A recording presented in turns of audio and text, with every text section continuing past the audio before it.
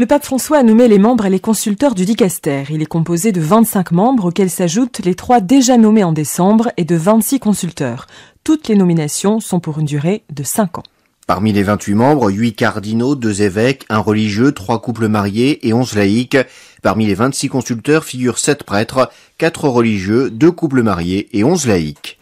Le statut du dicaster prévoit qu'on dispose de consulteurs et que parmi ses propres membres, il y ait des fidèles laïcs, hommes et femmes, célibataires et mariés, engagés dans différents domaines d'activité, originaires de différentes parties du monde, de sorte qu'ils reflètent le caractère universel de l'Église. À la suite de la 9e rencontre mondiale des familles de Dublin, le pape François a déclaré lors d'une audience générale qu'avec sa présence en Irlande, il souhaitait avant tout confirmer les familles chrétiennes dans leur vocation et leur mission. Les milliers de familles, époux, grands-parents, enfants réunis à Dublin avec toute la variété de leur langue, culture et expérience, a déclaré le pape François, ont été des signes éloquents de la beauté du rêve de Dieu pour la famille humaine tout entière.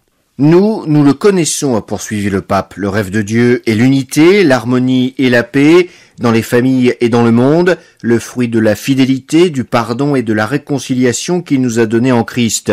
Dans le mystère de son amour, il appelle les familles à participer à ce rêve et à faire du monde une maison où personne n'est seul, personne n'est indésirable, personne n'est exclu.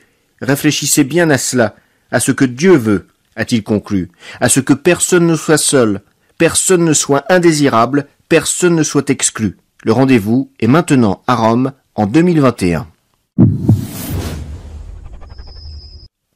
Le préfet Kevin Farrell, le secrétaire Alexandra Wimello et le père Jean Chagas de la section jeunes du dicaster ont participé au synode des jeunes sur le thème « Les jeunes, la foi et le discernement vocationnel ». Il y a un climat de discernement, d'écoute, a déclaré le père Chagas. Lorsque les pères du synode prenaient la parole, les jeunes présents dans la salle en tant qu'auditeurs réagissaient et même là on percevait la résonance que chaque proposition avait dans le cœur des jeunes. Il y aura beaucoup de fruits à partir de ces documents, mais cette communion qui a été créée apportera beaucoup de collaboration dans la pastorale des jeunes.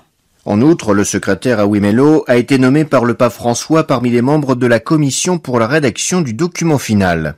Le dicaster a organisé une rencontre de travail internationale sur les bonnes pratiques de promotion et de formation des fidèles laïcs, à laquelle ont participé des représentants de 15 conférences épiscopales des différents continents. L'objet de cette rencontre de travail est d'élargir la compréhension sur les conditions actuelles des laïcs et d'étendre le regard jusqu'aux coins de plus en plus sécularisés de la société, qui sont facilement négligés lors des discussions sur la vie de l'Église. Nous ne pouvons pas nous limiter à ce qui est déjà dans la sphère de l'Église, a déclaré le cardinal Farrell, mais nous pouvons commencer par offrir un soutien à nos frères et sœurs dans le Christ qui n'ont peut-être pas la possibilité d'organisation ou les ressources pour lancer des programmes et des initiatives pour continuer le travail d'évangélisation. Parmi les expériences représentées, celle des cellules d'évangélisation paroissiale, un cheminement, explique Paola Marangione, dans lequel les laïcs retrouvent leur appel universel à l'annonce de la parole de Dieu. Ce sont de petits groupes qui se réunissent chaque semaine à la maison. Les fidèles laïcs sont ainsi formés pour l'évangélisation. À travers les cellules, les paroisses se renouvellent et recommencent à ouvrir leurs portes pour annoncer l'amour de Dieu dont le monde a tant besoin. Les évêques d'Écosse, d'Angleterre et du Pays de Galles ont récemment effectué une visite ad limina au dicaster. La réalité de l'Église locale présentée par les évêques d'Angleterre et du Pays de Galles est celle d'une communauté confrontée aux défis de la sécularisation, du relativisme, du matérialisme, de l'athéisme, de l'indifférence religieuse, avec pour conséquence une érosion progressive des valeurs traditionnelles. Même les fidèles laïcs sont affectés par la culture qui met Dieu de côté. Chez beaucoup d'entre eux, nous percevons la scission entre la foi professée et les choix de la vie quotidienne. Le côté positif est qu'il y a une demande croissante de formation, surtout spirituelle, qui pourra certainement les aider à s'enraciner dans le Christ. Face à cette question, l'Église britannique est prête, ayant depuis longtemps préparé une offre riche d'initiatives et de propositions pastorales. À ce propos, l'interview de Peter Doyle, évêque de Northampton. Hello, my name is Peter Doyle. I'm the Bishop of Northampton, that's in the middle of England, and I'm also chair of the Bishops' Committee for Marriage and Family Life. And what has stimulated our work have been two things really.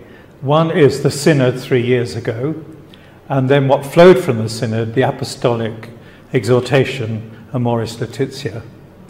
And the focus of our work has very much been on things that have come out of that exhortation, in particular preparation for marriage and the accompaniment of people through different stages of their married life, and to try to show people and draw people into the reality of our faith and the gospel, that Jesus is with them at all times, in all the joys and sorrows of life, in all the good times and difficult times, and that home really is a holy place. And it's there that we find the Lord in our relationships with each other.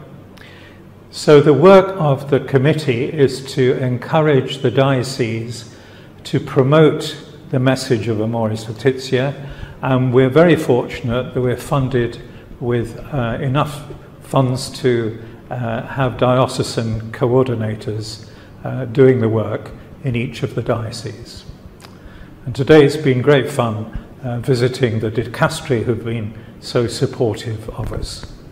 Quant aux évêques écossais, ils ont déclaré être conscients de la nécessité de renforcer la pastorale de la famille et la formation des opérateurs, afin que la famille redevienne le premier gardien de la foi et le centre de rayonnement de l'Évangile.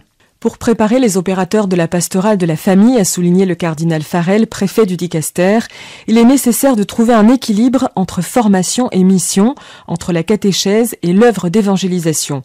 Les laïcs n'ont pas seulement besoin d'une préparation intellectuelle, ils doivent retrouver l'esprit missionnaire et être disciples qui sont les marques intimes de la vocation chrétienne baptismale. Les paroles de Leo William Cushley, archevêque d'Édimbourg. Hello, I'm Leo Cushley. I'm the Archbishop of St Andrews and Edinburgh in Scotland, and I've just been asked to say a few words about the new dicastery for laity, the family and life. We've just been visiting, myself and a few of the other Scottish bishops, Cardinal Kevin Farrell, and we've been getting to know the work of this new dicastery. It's only been around for a couple of years, but already I think we're beginning to see something new, something exciting, something very interesting happening here. For many years now, they've been talking in the Holy See about drawing together various strands on themes and so on out of the old pontifical councils and finding a new way to do these things. And this dicastery is one of them. And so I've been very interested to meet His Eminence and to see what's happening, and many important and interesting things that I think will be imaginative and useful for the future, including reaching out to families, no matter who they are, no matter what circumstances they find themselves in, to spread among them and among young people too, a love for Jesus Christ, a love for their faith, and a desire to practice it and to live it and to witness to it in their lives, and so to communicate that desire to share their faith and their love in Jesus with other people. I think it's something that's worth following, worth looking into for yourselves, and to see what is going on. But there's something imaginative, useful, and I think it will be exciting for the future. Thanks for watching, and God bless you. Lors de la célébration de la Sainte Messe, les locaux du dicaster pour les laïcs, la famille et la vie ont été inaugurés et bénis. Le dicaster voit désormais réunis, même physiquement, le personnel des 2 précédents conseils pontificaux. Le cardinal Farrell reste convaincu dans son homélie que le service que nous prêtons au Saint-Siège n'est pas destiné au profit. C'est pourquoi notre travail a une motivation purement idéale. Nous ne pourrons jamais évaluer le bon fonctionnement de notre dicaster simplement à partir du budget. Le service au monde laïque, à la famille et à la vie reste toujours un élan idéal, jamais quantifiable. D'où l'invitation à un engagement renouvelé avec une énergie et une ouverture nouvelle. Regardons donc toujours plus haut que nous. Regardons avec intérêt tous ceux que nous sommes appelés à servir et à qui nous souhaitons apporter la lumière du Christ. Une lumière qui nous a, à nous en premier, fait tant de bien.